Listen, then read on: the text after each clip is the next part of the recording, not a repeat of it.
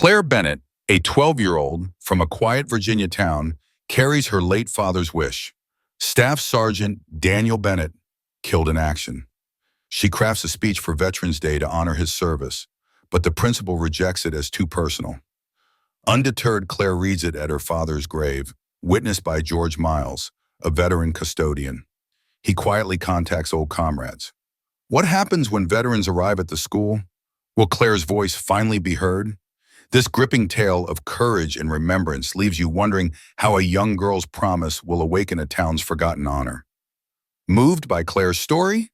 Like, share, and subscribe to our channel for more inspiring tales.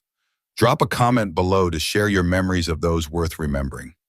Together, let's keep these stories alive. Thank you for joining us. Stay with us to honor the quiet voices that speak loudest. Clare Bennett stood frozen in the principal's office, her small hands gripping the folder pressed tightly against her chest.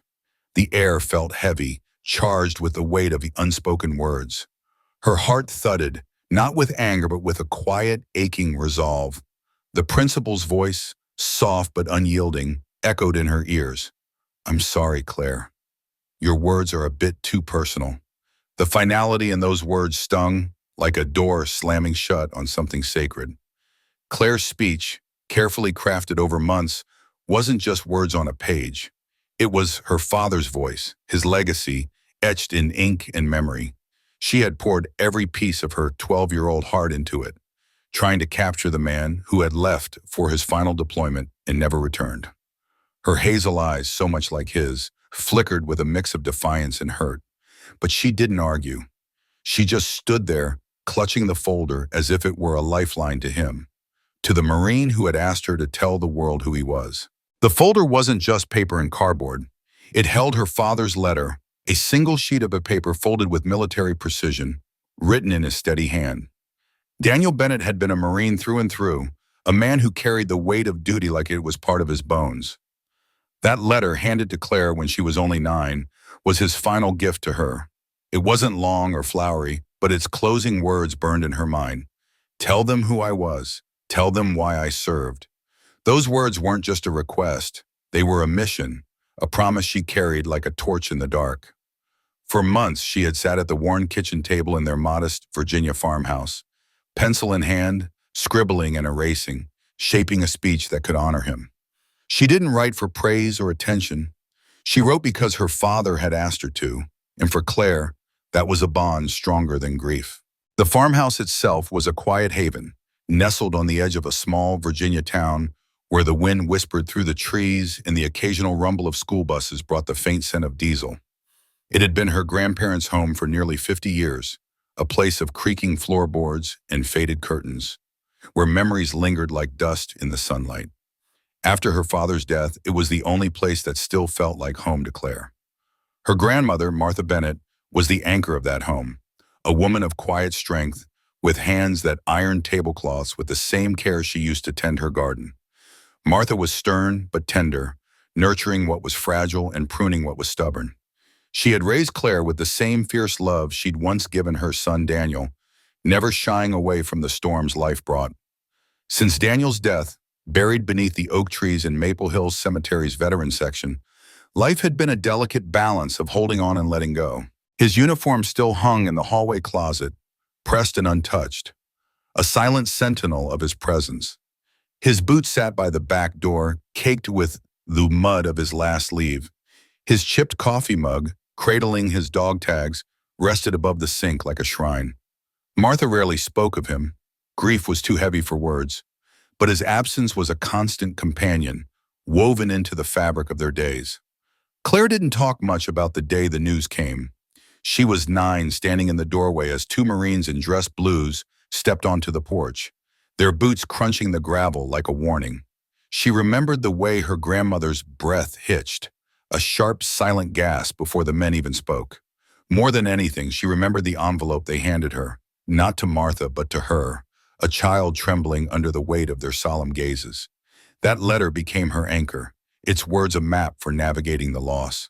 She read it so often the paper grew soft at the edges, but its message only grew sharper. "Tell them who I was."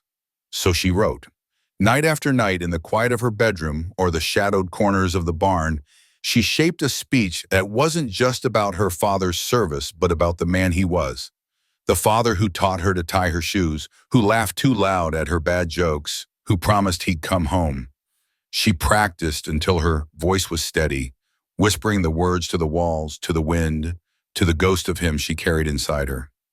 One night in the kitchen, she thought she was alone, but Martha had heard. Her grandmother's single nod and quiet words, "He'd be proud," were a blessing Claire held close. That Monday morning, when Claire decided she was ready, the air was crisp and the school buzzed with the usual chaos of a new week. She wore her best sweater, the one her father had bought her, and carried the folder with a mix of pride and nerves. She wasn't seeking applause or sympathy. She just wanted to honor her father's wish. But when the principal called her into the office, her heart sank. The rejection wasn't loud or cruel, but it was final, and it left Claire feeling small, as if her father's memory had been dismissed with a single sentence. The room went silent, her classmates frozen, no one daring to speak up. She walked out, head high but heart heavy, the folder still clutched against her chest. The next morning, everything changed. The quiet town woke to the low rumble of engines as 6 black SUVs, led by a command jeep, rolled into the school parking lot. A long white bus followed, carrying men and women in uniform, some leaning on canes, others standing tall in dress blues, their faces etched with stories of sacrifice. They didn't come to argue or demand. They came to stand in tribute, a living testament to the man Claire had fought to honor. Their presence was a quiet thunder, shaking the town from its indifference. For Claire, it was more than validation. It was a reminder that her father's memory wasn't hers alone to carry. It belonged to those who had served beside him, who understood the weight of his words. That day, the town remembered what honor truly meant. Not just flags or ceremonies, but the courage to speak for those who could no longer speak for themselves. As Veterans Day approached, Ridge Creek Elementary thrummed with anticipation for its annual assembly. The 4th grade choir practiced patriotic melodies, their young voices weaving through the hallways like a hopeful thread. Vibrant posters, splashed with red, white, and blue, lined the walls, each one a cheerful nod to military service. Tributes to grandfathers who stirred pots in World War II mess halls, or uncles who wore crisp uniforms but never faced the roar of battle. The school cherished these stories, safe and polished, designed to spark pride without stirring the deeper currents of loss or sacrifice. They were stories that fit neatly into the assembly's carefully crafted mold, leaving no room for jagged edges or raw truths. But Clare Bennett carried a story that didn't belong in that mold. A story that pulsed with the weight of her father's life and death. Staff Sergeant Daniel Bennett had been killed in action 3 years ago, and before he left, he'd given her a letter. Its words weren't soft or nostalgic. They were raw, unyielding, a command etched into her soul. Tell them who I was. Tell them why I served. Those words were a fire in Claire's chest, burning quietly but fiercely, urging her to act. She hadn't breathed a word of her plan to anyone, not her grandmother, who still kept her father's old dog tags on the mantle, nor her friends, who wouldn't understand the weight she carried. Instead, she tucked her carefully written speech into the worn folder her father had once used, its edges soft from years of handling, his name faintly stamped on the front like a whisper from another time. With her heart pounding, but her resolve unshaken, she walked into the front office before homeroom, ready to claim her place. Principal Elaine Carter sat at her desk, her blazer pressed to perfection, her coffee cup sending delicate wisps of steam into the air. Her smile was polite, practiced, but it stopped short of her eyes, as if she sensed the gravity of Claire's arrival. "Claire, what can I help you with?" she asked, her voice smooth but tinged with caution. Claire's hands trembled slightly, the folder's weight grounding her as she spoke. "I'd like to read a speech for the Veterans Day Assembly," she said, her voice clear despite the flutter in her chest. "It's about my dad, Staff Sergeant Daniel Bennett." The principal's smile wavered, like a flag caught in an uncertain breeze. She set her coffee down, her fingers lingering on the mug. "Oh, what's it about?" Claire felt her father's words pressing against her ribs, demanding to be heard. "He was killed in action 3 years ago. He left me a letter asking me to tell people why he served. I want to read it." The room seemed to hold its breath, the air growing heavy with unspoken tension. Principal Carter sighed, a soft, measured sound that carried the weight of authority. She gestured to the chair across from her expression softening but firm. "Claire, I admire your courage, truly. But Veterans Day can be emotional for our students. We try to keep the assembly light, uplifting. Your story, it's very personal. It might be too much for some of the younger children." The words were kind on the surface, but they landed like a quiet rejection, each syllable carefully chosen to close the door without slamming it. Claire blinked, her mind scrambling to process the dismissal. Her father's letter felt heavier in her hands, its words screaming in her mind. But she didn't argue, she didn't plead or cry. She simply nodded, rose from the chair, and walked out, the folder pressed tightly against her chest like a shield against the sting of those words. In the hallway, George Miles, the school's custodian, watched her go. A veteran himself, George carried his own quiet scars, though he rarely spoke of them.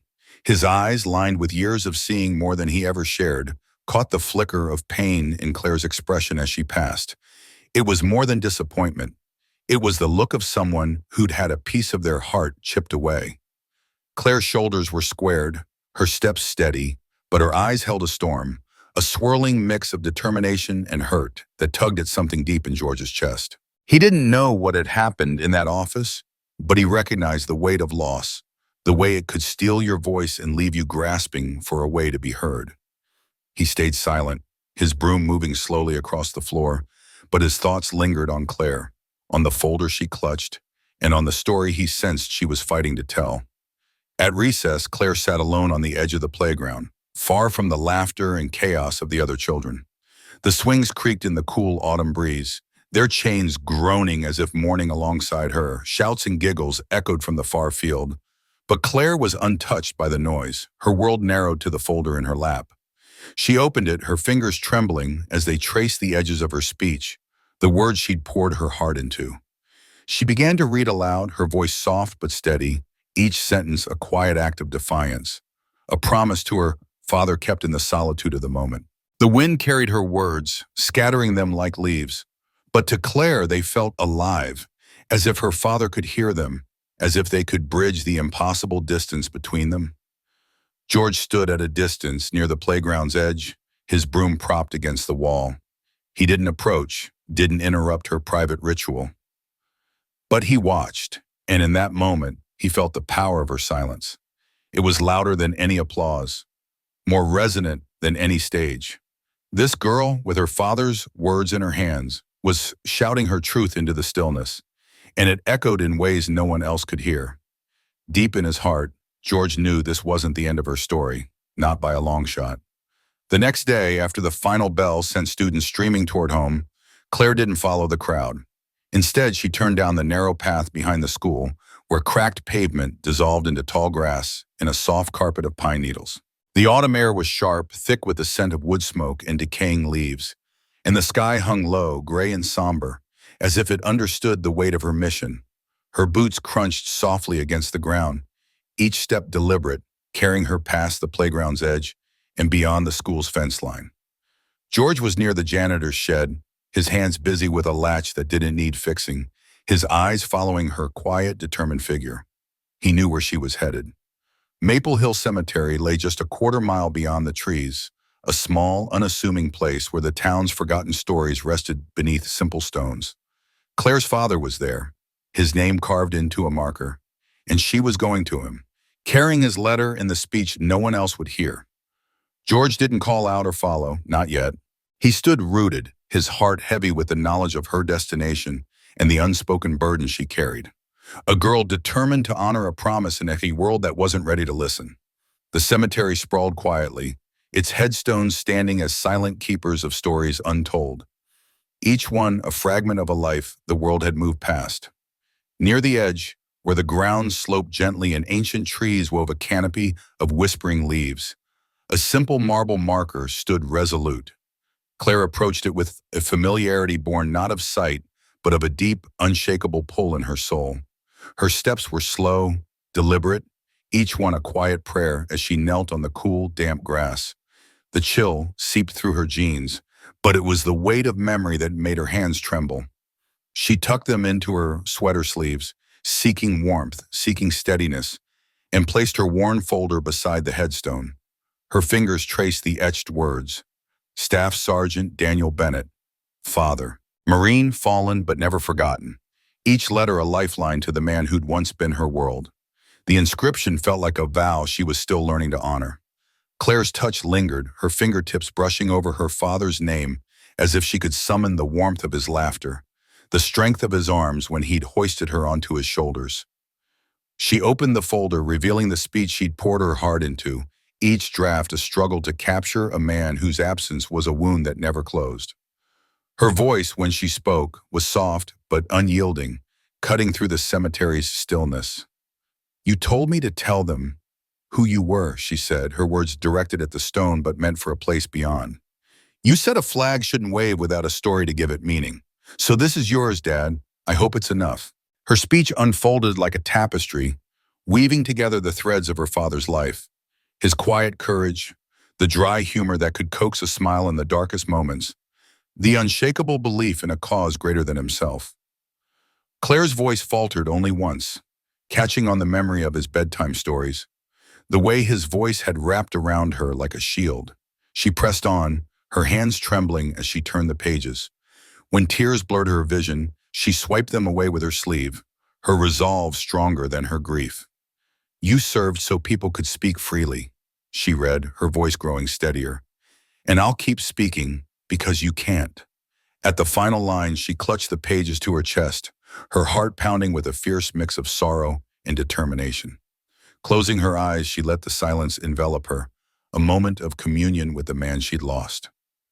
"I did it, Daddy," she whispered, the words fragile but fierce, meant only for him. She placed the folded speech at the base of the headstone, her fingers lingering as if to anchor his memory to the earth, then stood. Her shoulders, though burdened by loss, rose with a quiet certainty, as if speaking his story had rooted her to something unbreakable. George Miles stood at a respectful distance, his presence a quiet anchor in the stillness. He held his worn cap against his chest, the wind tugging at his jacket as he watched Claire with a reverence born of understanding. He hadn't known her father, but he recognized the kind of man it took to raise a daughter who could face such grief with such fire. When her voice broke, George felt a familiar ache, an echo of the young men he'd served with, their faces now shadows in his memory, but never erased. He remained silent, giving her the space to carry her father's legacy alone, but his eyes stayed fixed on her, noting the way she stood tall against the weight of her loss. As Claire walked away, her steps firm and unturning, George waited until she was out of sight before approaching the grave. He knelt, his knees groaning against the cold earth, and studied the headstone with a soldier's respect. "Never had the honor, Sergeant," he murmured, his voice rough with the weight of years and unspoken losses. "But your girl's got more fight than half the Marines I knew." He rose slowly, his body protesting, and cast a long look across the cemetery. The town had turned its back on this quiet corner, its stories buried beneath the march of time. The school had tried to mute Claire's voice, deeming her speech too raw, too real. But George hadn't forgotten. Her words had kindled something in him, a resolve he couldn't ignore. He had a call to make. That night, George's small house was cloaked in silence, broken only by the faint flicker of the kitchen light casting shadows across the table. A cold cup of coffee sat untouched beside him, its surface mirroring the dim glow. In the corner, a television played a muted war documentary, its images of distant battles ignored as George's gaze fixed on the folded paper before him, Claire's speech. He'd retrieved it from the cemetery, brushing away the damp leaves that clung to its edges before tucking it carefully inside his coat. Her words had carried a strength he hadn't expected, a fire born not of seeking praise, but of honoring a promise made in the shadow of a Marine's final breath. George ran his thumb along the paper's edge, feeling the weight of her resolve in every fold. He rose, his chair scraping softly against the floor, and crossed to a drawer near the pantry. Inside lay an old flip phone, its surface worn from years of use, a relic of a life filled with the shouts of comrades and the hum of helicopters in places no map could name. He hadn't charged it in years, but he'd kept it, as if some part of him knew this moment would come. Plugging it into the wall, he watched the screen flicker to life, its blue glow faint but steady. He scrolled through the contacts, each name a fragment of a life left behind. Men who'd laughed in the dark, shared stories over campfires in forgotten places, and carried burdens no one else could understand. He paused at Gunny Harper, a faint smile tugging at his lips. Harper was retired now, tucked away upstate with creaky knees and a dog that growled at strangers. But if anyone could shake the right trees and get Claire's voice heard, it was him. George's finger hovered over the call button, his heart steady with purpose. This wasn't just about a speech. It was about keeping a Marine story alive, and he'd be damned if he let it fade. George's hand hovered over the phone, his thumb brushing the edge of the dial button as a flicker of doubt tightened his chest. He hadn't spoken to Harper in years, not since the days when their boots crunched the same dust and their laughter masked the weight of what they'd seen. But this wasn't about him. It was about Claire. With a steadying breath, he pressed the button. The phone rang once, a sharp chime cutting through the quiet of his dimly lit kitchen. Then twice, then a third time. A click followed, and a voice came through, gruff, weathered by time, but instantly recognizable, like a half-forgotten song. Yeah, it rasped, carrying the weight of years and unspoken stories. "It's Miles George," he said softly, his voice steady but laced with something vulnerable. "From Echo Company." A pause hung in the air, heavy with memory. Then a low chuckle crackled through the line. "Well, I'll be damned," Harper replied, his tone warming with recognition. "Thought you'd fallen off the face of the earth, old man." George's lips twitched into a faint smile, but it faded quickly. "Almost did," he admitted, his voice quieter now, as if confessing something he'd kept buried. But something came up. He began to tell Harper about Claire, the girl who carried her father's courage in her small frame. He spoke of the speech she'd written, the one the principal had forbidden her from delivering at the Veterans Day assembly. He described how Claire, only 11, had sat by her father's grave, her voice steady as she read the words aloud to the silent headstone, honoring the man who'd never come home from his last deployment. George's voice caught as he mentioned the silver pendant she wore, a keepsake from her father's final mission. Its faint gleam, a constant reminder of loss she carried without complaint. He told Harper how Claire hadn't cried, not when the principal dismissed her, not when the other kids whispered, not even when she stood alone in the cemetery. Her strength, her quiet defiance, had struck George like a blow to the heart. Harper listened without a word, the silence on the line thick with understanding. When George finished, his hands trembling slightly as he gripped the phone, there was a long pause. He could almost picture Harper on the other end, his weathered face set, eyes distant with memories of their own battles. Then Harper's voice cut through, low and resolute. "We'll be there." George's breath hitched, his chest tightening, not with sorrow but with a fierce, steady warmth, like a fire kindling after years of cold. "You sure?" he asked, his voice barely above a whisper, as if testing the promise. "Just give me a time," Harper replied, his tone leaving no room for doubt. "I'll handle the rest." George nodded, though no one could see it. "Veterans Day Assembly, Friday morning," he said, his voice firm now. He ended the call and set the phone down carefully, as if it were something fragile. Outside, the wind stirred the flag on his porch, its soft rustle the only sound in the stillness. George stood motionless, staring into the dark beyond the window, a spark of something unyielding igniting in his heart. Claire wasn't alone anymore. He'd made sure of that. The morning of Veterans Day broke cold and still, the sky draped in a heavy gray shroud over Ridge Creek Elementary. Frost clung to the grass, casting the lawn in a pale, crystalline sheen that caught the dim light. Teachers hurried into the school, clutching coffee cups and lesson plans, their breath visible in the crisp air. They expected a routine assembly, patriotic songs, practiced speeches, and the usual polite applause. But George knew better. He'd been at the school gate since 6 a.m., a broom in his hands as a flimsy excuse for standing watch. His old Marine jacket hung loose on his frame, flapping gently in the faint breeze, his eyes, tired but sharp, fixed on the curve of the road where the first signs of town traffic would appear. Nothing yet. But he wasn't worried. Harper had given his word. Inside the auditorium, the staff buzzed with last-minute preparations. Paper flags fluttered from the stage, taped in neat rows, their colors muted under the fluorescent lights. Microphones were tested, their feedback squeals quickly silenced. Principal Carter, a man who prized order above all, stood at the podium, reviewing the schedule with a meticulous eye. Every detail was accounted for, every moment scripted. Clare Bennett's name was nowhere on the list.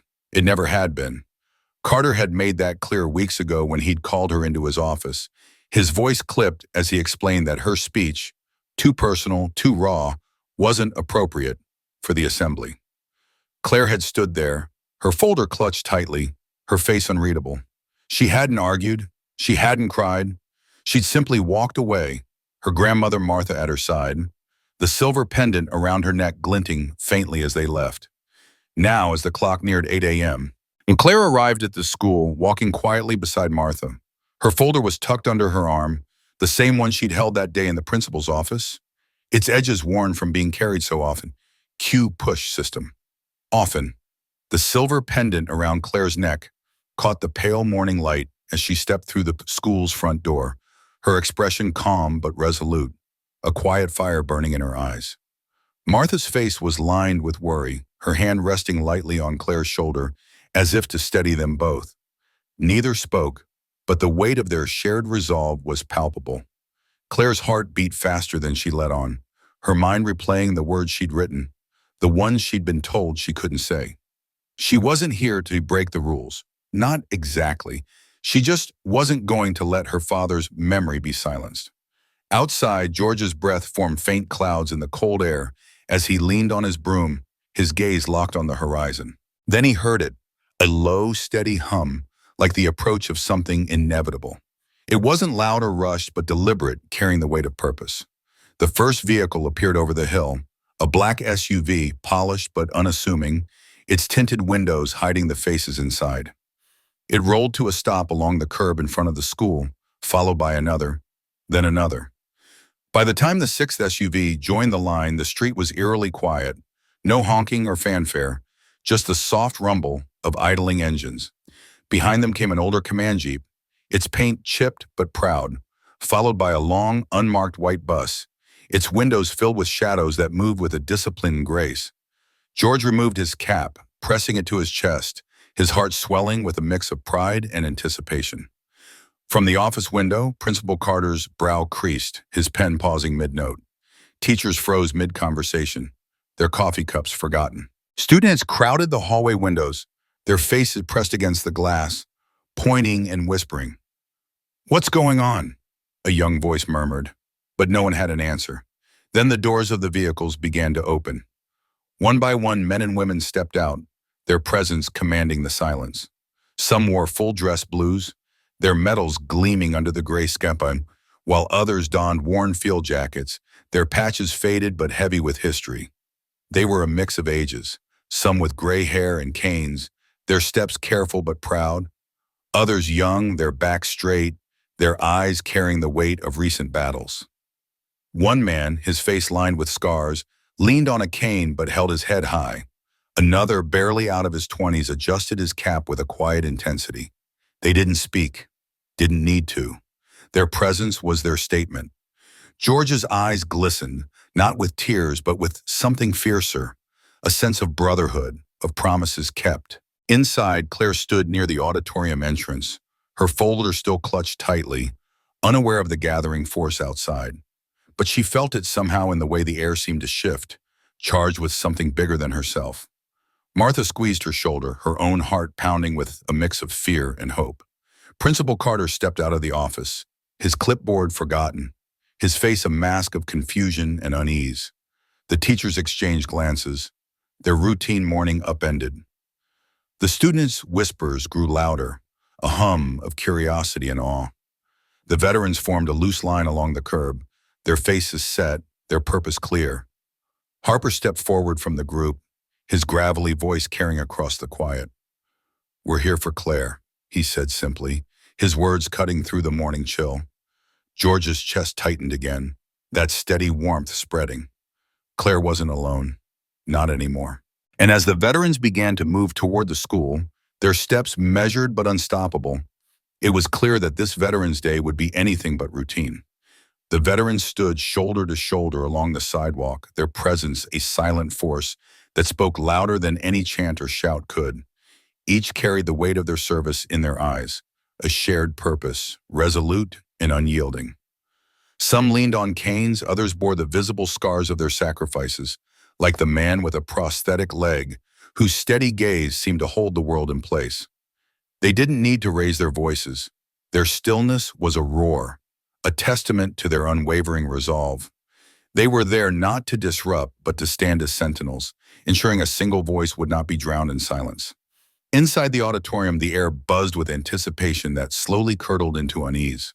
The students, dressed in vibrant red, white, and blue, some sporting paper hats or hand-colored flag pins, fidgeted in their seats. Their youthful energy clashed with the growing tension among the adults. Teachers exchanged wary glances, their whispers barely audible over the hum of the crowd. Principal Carter approached the podium, her steps measured, her usual confidence replaced by a flicker of hesitation. She tapped the microphone, the sharp sound cutting through the room. Her voice, thinner than usual, carried a plea for calm and respect, but her eyes betrayed her. She knew something monumental was unfolding just beyond the auditorium doors. Claire sat in the second row, her hands folded neatly in her lap, a folder tucked beneath them. She wasn't nervous, not in the way others might have been. Her calm was born of certainty, a quiet strength that came from knowing George had kept his promise. Her father's brothers and sisters in arms had come, not to cause a scene but to bear witness, to lend their weight to the girl who had stood alone for so long. Claire's heart beat steadily, her mind clear. She wasn't here to fight. She was here to speak, to honor, to remember. Beside her, Martha, her grandmother, sat with both hands resting on her cane. Her posture was rigid, her eyes sharp and unyielding, fixed on the stage ahead. Martha's face was a map of resilience, each line etched by years of loss and pride. She didn't need to speak for Claire to feel her support. It was there in the steady pressure of her presence, in the way her gaze never wavered. Martha had seen too much to be swayed by nerves or doubt. She was a rock, and Claire drew strength from her. At the back of the room, George stood near the double doors, his old Marine jacket zipped halfway, his arms crossed loosely over his chest. His weathered face held a quiet pride, but beneath it lay a flicker of anticipation. He had orchestrated this moment, not out of defiance, but out of loyalty, to Claire, to her father, to the bond they all shared. His eyes scanned the room, taking in every detail, ready for what was to come. The Veterans Day program began as it always had, with the familiar rhythm of tradition. Fourth graders sang "God Bless America," their voices bright and earnest, if slightly off-key. A fifth grader recited a short poem, her words stumbling but sincere. Principal Carter stood at the podium, smoothing her notes with hands that betrayed a slight tremor. Her smile was tight, professional, but her eyes darted toward the doors, as if she could sense the weight of what waited outside. No additional speakers today. The statement landed like a stone, rippling through the room.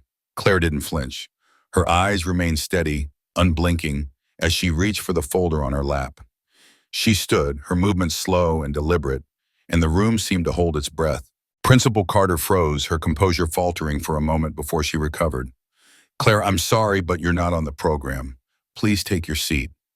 Her voice was firm, but there was a crack in it, a hint of desperation. Claire didn't move. She stood rooted to the spot, her resolve unshaken. At the back of the room, George took a single step forward, just enough to nudge the door open. And then they came. The veterans entered, not with fanfare or march, but with a quiet, deliberate grace. One by one, they filled the auditorium, their presence commanding yet serene. Some took their places near the exits, others flanked the stage, and one older man, his back bowed with age, stood at the center aisle like a guardian. His eyes, sharp despite the years, locked onto Claire with a fierce pride. The room grew still, the restless energy of the students replaced by a sacred silence. Principal Carter's lips parted, but no words came. She was caught, suspended in the gravity of the moment. One by one, the veterans removed their gloves, their movements slow and practiced. They folded the gloves with care, placing bare hands over their hearts in a gesture that spoke of unity, of reverence. Their eyes, each pair carrying the weight of battles fought, losses endured, and promises kept, turned to Claire. She looked to her grandmother, seeking that final spark of courage. Martha's nod was subtle, almost imperceptible, but it was enough. Claire took a step forward, her heart pounding, but her resolve unshaken. Principal Carter's voice rose again, sharper now, tinged with frustration. "Claire, this isn't appropriate." But the room had already shifted. The students, usually restless, sat in rapt attention, sensing something profound in the air. The silence was alive, heavy with meaning, a shared understanding that needed no words. Claire reached the podium and placed her folder down, her fingers trembling slightly as she opened it. She took a breath, steadying herself, and spoke. "I was told this was too personal," she said, her voice soft but unwavering, cutting through the stillness like a beacon. "But this is my truth, and I'm here to share it." In the stillness of the auditorium, Claire stood at the podium, her small hands clutching the edges of a worn folder that once belonged to her father. The stage light bathed her in a gentle glow, illuminating the silver pendant nestled just below her collarbone, a keepsake that carried the weight of memory. The room was enveloped in a silence so profound it seemed to hold its breath, not out of restlessness or disinterest, but with a reverence that felt almost tangible. Each inhale and exhale from the audience was deliberate, as if they feared disturbing the sacred moment unfolding before them. Behind Claire, a line of veterans stood like sentinels, their hands pressed firmly against their chests, their faces etched with quiet resolve. No one, not even the principal, dared to break the spell, for this was no longer just a school assembly. It was a solemn act of remembrance. Claire's gaze drifted from the paper in front of her to the sea of faces, students fidgeting in their seats, teachers with clasped hands, and the veterans unwavering along the walls. Her heart pounded, but her voice, when it came, was steady, carrying the weight of her father's legacy. "My father was Staff Sergeant Daniel Bennett," she began, her words slicing through the silence like a soft blade. "He served 12 years in the United States Marine Corps. He missed 3 of my birthdays, my first piano recital, and countless bedtime stories. But he never missed a chance to explain why he chose to serve." Her voice, though quiet, resonated with a clarity that filled the room. She could feel the eyes of the audience, some curious, some tearful, but all fixed on her. "He told me serving wasn't about being fearless. It was about choosing the harder path when walking away would have been simpler. He said true strength wasn't in your muscles. It was in keeping your promises, no matter the cost." She paused, her breath catching as she unfolded a piece of lined paper, its edges frayed from being handled so often. The words on it were her father's, transcribed in her careful, trembling handwriting, a letter he'd left her before his final deployment. Her fingers brushed the page, and for a moment, she was back in her bedroom, reading it for the first time, her heart breaking and mending all at once. "Before he left," she continued, "my father wrote me a letter. It said, 'If I don't come home, Claire, tell them who I was. Tell them I loved you more than words can hold. Tell them I believed in something greater than myself. And whatever you do, don't stay silent.'" Her voice wavered, but she pressed on, her eye glistening with unshed tears.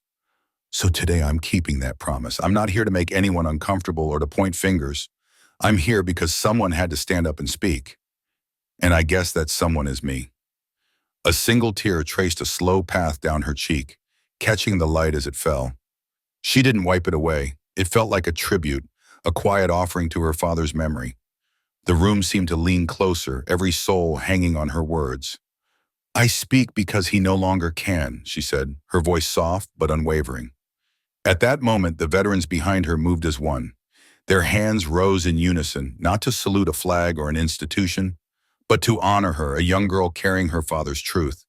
Some arms trembled with age, others with emotion, tears gleamed in weathered eyes, but they held their salute steady, a silent vow of respect.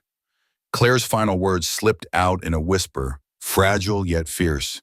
"Meant for the heavens, Dad. I love you." She closed the folder gently, as if sealing a sacred pact, and stepped back from the podium. The room remained still. No one clapped, No one shifted in their seats because applause felt too small for what had just transpired. Instead, heads bowed, hands rested over hearts, and the silence stretched like a heavy, beautiful thread, weaving everyone together in shared reverence. Claire descended the stage steps slowly, her heart a storm of grief and pride. As she passed the veterans, each one nodded to her, their eyes brimming with gratitude and something deeper, an unspoken bond forged in loss and honor. Not a single student whispered or giggled. Not a single teacher looked away. Claire had spoken what needed to be said, and in that moment it was enough. She returned to her seat beside her grandmother, whose wrinkled hand reached for hers, squeezing tightly. Claire's face was calm, but her eyes shone with the weight of what she'd done, a weight she carried not with burden, but with purpose. The veterans lingered in their places, their presence a quiet testament to the moment. Then, one by one, they began to move. An older man in a faded Vietnam-era uniform stepped forward first, his gait slow and uneven, marked by age or old wounds. His eyes met Claire's, and in that fleeting glance there was a shared understanding, a recognition of sacrifice, of promises kept, and of love that endured beyond the grave. The assembly didn't end with fanfare or a formal dismissal. There was no music, no call to return to classrooms. The room remained suspended in that powerful silence, a moment too sacred to break. Claire sat quietly, her grandmother's hand still in hers, feeling the weight of her father's letter in her pocket, its words etched into her heart. She had done what he asked. She had told them who he was. And in doing so, she had found her own voice, one that would carry his legacy forward, unbroken, into the heavens. His presence was like a storm rolling in, heavy and undeniable, filling every corner of the auditorium with a weight that pressed against the heart. He strode to the edge of the stage, his boots echoing faintly on the polished wood, and paused. His fingers reached for the faded patch on his jacket's shoulder, its threads frayed, its once vivid colors dulled by time and wear. He held it for a moment as if it carried the weight of 1,000 untold stories, then knelt and placed it gently at the base of the podium. Standing tall, he stepped back, raised his hand in a silent salute, and let the gesture linger, a quiet testament to something greater than himself. His eyes, weathered and steady, held a flicker of pride, but also a shadow of loss that no one in the room could fully grasp. Another veteran followed, a woman whose silver hair gleamed under the stage lights, pulled tightly into a bun beneath her worn beret. Her movements were deliberate, almost reverent, as she reached into her coat and drew out a letter. The paper was soft, its edges yellowed by years of being held, read, and folded again. She gazed at it briefly, her lips pressing into a thin line as memories stirred, perhaps of a voice long gone, or words that had once anchored her through darker days. She laid the letter beside the patch, her fingers lingering on its surface as if reluctant to let it go. In that moment, her stoic expression softened, revealing a grief she carried with quiet dignity. A third veteran approached, younger than the others, his face marked by the hardness of someone who had seen the deserts of the Gulf War. He carried a photograph, black and white, its edges curling slightly. The image captured a unit standing shoulder to shoulder, dust clinging to their hair, their eyes alight with a pride that defied the harshness of their surroundings. He placed it carefully among the other offerings, his hands steady but his jaw tight, as if the act of letting go stirred something deep within him, a camaraderie that time could not erase, or a brother who never made it home. One by one they came, a quiet procession of souls bound by service and sacrifice. They did not seek applause or recognition. Their purpose was deeper, rooted in a need to leave behind a piece of themselves, a fragment of their story. A purple heart pin gleamed faintly under the lights, its purple ribbon worn but proud. A folded flag badge, its stars and stripes faded, rested beside a set of dog tags, their metal dulled by years of wear, accompanied by a handwritten note scrawled in careful, trembling script. Each offering was placed with intention, a sacred act that spoke louder than any speech could. The room held its breath, the silence thick with reverence. Claire sat in the audience, her hands clasped tightly in her lap, her chest rising and falling with shallow breaths. She was young, barely a teenager, but her eyes carried a weight far older. She didn't weep, not here, not now, But something inside her stirred, a heavy ache that had taken root the day her father's boots stopped echoing in their home. Watching the veterans, she felt a connection she couldn't name, a thread tying her grief to theirs. Each item they left behind seemed to whisper to her, telling her that her father's absence was not hers alone to bear. It was shared, honored, remembered. Her heart swelled with a mix of sorrow and gratitude, and for the first time in years, the weight in her chest felt less like a burden and more like a tether to something eternal. George stood at the back of the room, his weathered hands clutching his cap so tightly his knuckles whitened. His eyes glistened, though he blinked hard to keep the tears at bay. In all his years in uniform, through countless parades and ceremonies, he had never witnessed anything like this. This was no ritual, no scripted event. It was raw, unadorned, a kind of communion that reached into the soul. He thought of his own service, the friends he'd lost, the nights he'd spent staring at the stars, wondering if he'd ever feel whole again. Watching these veterans, he felt a quiet awe, a recognition that this moment was not about glory, but about memory, pure, unshakable memory. The final veteran stepped forward, an older man whose steps were slow but steady. In his hands, he carried a single white rose, its petals soft and unblemished. He placed it gently among the tributes, leaving no note, no name, just the flower, a symbol of purity, of love, of loss. As he stepped back, his eyes lingered on the small pile of offerings, and a faint smile touched his lips, as if he knew the rose spoke for him, for all of them. The gesture was simple, yet it carried the weight of a lifetime of service, a quiet offering to the courage of a child who had dared to keep a story alive. The students in the auditorium, many of whom had never truly grasped the meaning of Veterans Day, sat in stunned silence. They were young, their lives untouched by the wars that had shaped the men and women before them, but something had shifted within them. They felt it in the tightness of their throats, in the stillness of their hands, in the way their hearts seemed to beat a little heavier. They might not have had the words to describe it, but they knew they had witnessed something sacred, something that would linger in their souls long after the day was over. As the veterans began to file out, their steps soft and respectful, one paused beside Claire. His hand rested briefly on her shoulder, a gentle touch that carried a world of understanding. He didn't speak, words would have been too small for the moment, but his eyes met hers, glistening with unshed tears. Claire looked up, her voice soft but steady, and whispered, "Thank you for remembering him." The man nodded, a small, solemn gesture, and then turned away, his shoulders squared as he rejoined the others. In that exchange, Claire felt a warmth spread through her, a certainty that her father's story had not been lost to time. It lived on, carried in the hearts of those who understood. The auditorium remained still long after the veterans had gone. No one moved to stack the chairs or clear the stage. The bell, usually sharp and insistent, stayed silent, as if the school itself recognized the need to linger in this moment. Even the teachers, accustomed to restoring order, stood in hushed clusters, their voices low, their expressions uncertain. They sensed that speaking too soon might shatter something fragile, something holy. Claire and her grandmother stepped outside into the November air, the cold biting at their cheeks. The sky was a heavy gray, but the light felt different to Claire, crisp, almost cleansing. The weight in her chest had shifted. It no longer pulled her down, but anchored her, grounding her in a way she hadn't felt since she was a little girl, waiting for her father's voice at the door. She walked with a quiet strength, her grandmother's arm linked with hers, their steps slow but sure. George stood by the flagpole, his hands buried in his jacket pockets, watching them, and his breath fogged in the cold, but his eyes were warm, softened by a pride he couldn't quite name.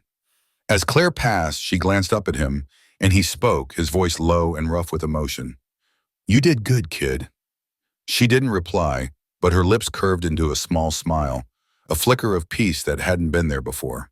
George felt his throat tighten, struck by the quiet power of that smile, by the way it seemed to carry a light all its own. Behind the school, near the edge of the lawn, a small table had been set up for the Veterans Day assembly. Claire wandered toward it, her boots crunching softly on the frosted grass. The table was now a tapestry of tributes, more than a dozen items left by the veterans who had come for her.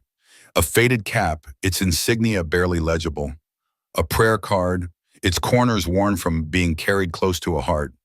A handwritten note pinned to a folded ribbon, its words a promise. To the next generation, may you always remember. Claire's fingers brushed over the pile, as if she could feel the stories woven into each offering, the sacrifices they represented, the silent vows they held. Then she saw it, a bouquet of white chrysanthemums tucked beneath her father's name on the memorial plaque. Nestled among the flowers was a small card, its handwriting neat and deliberate. We remember him as we remember our own. Claire held the card, her fingers tracing the words, and pressed it to her chest, just as she had once held her father's letter. The gesture was instinctive, a way to keep him close, to let his memory live within her. She stood there for a long moment, the cold air sharp against her skin, but her heart was warm, full of a quiet strength she hadn't known she possessed. George watched from a distance, his eyes damp, his breath catching in his throat. For years, he had been the school's quiet guardian, fixing pipes, sweeping halls, keeping the place running. But today, he had seen something far greater. A girl, small but fierce, had reminded an entire community what it meant to serve, not with a weapon, but with a voice, with a heart that refused to let a story fade. He thought of the veterans, of Claire, of the silence that had filled the auditorium, and he knew that this day would stay with him always. In a world where voices often clash, striving to be heard above the din, Claire had shown that the quietest voice can carry the deepest truth. She hadn't shouted or demanded attention. She had simply stood for her father, for memory, for honor. In doing so, she had awakened something in everyone who witnessed it. It's a recognition of the power of remembrance. Her courage, born of love and loss, had turned a morning of silence into a legacy that would endure at Ridge Creek Elementary, a testament to a daughter's promise and a community's awakening.